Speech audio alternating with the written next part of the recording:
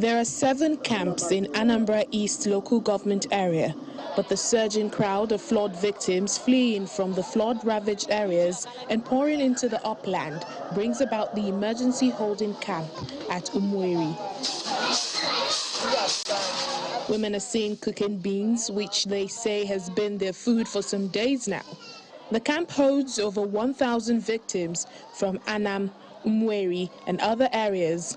Thus, contributions for food support becomes necessary. We all can come and do something. If it's 1 box of Indomie, you bring and come and support them. If it's a bag of salt, you bring. If it's tissue paper, you bring. If it's 1 bag of pure water, you come out and help these people. These are our brothers and sisters.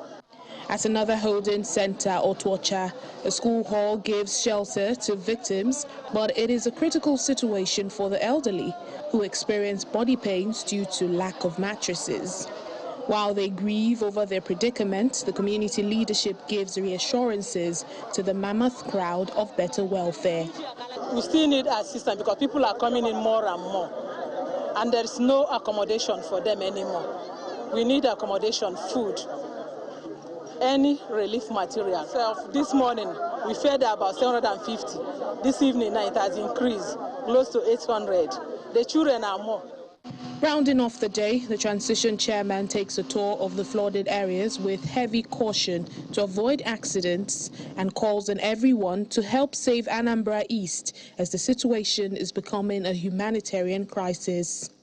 We have over 17,000 displaced persons and over 3,000 households across the local government that were affected, including my own Anambra East. And government are doing much as they can, and we also appealing to well-spirited individuals are turning up as well to support the effort of the government. Meanwhile, the state governor, Chukwuma Soludo, says there's a massive neglect of those affected by the flood in various camps in the state. According to him, officials of NEMA have only showed up for 2 weeks since the flooding began.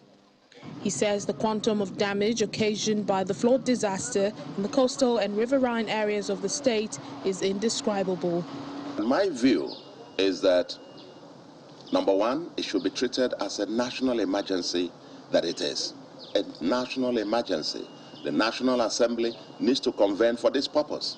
And if they have to have supplementary budgetary appropriation of some hundreds of billions, if not if the state, to send to these states, like yesterday, so that when these people return, how do they even start life afresh? How do they start? For the distressed flood victims, nothing is too small to support them with, even prayers.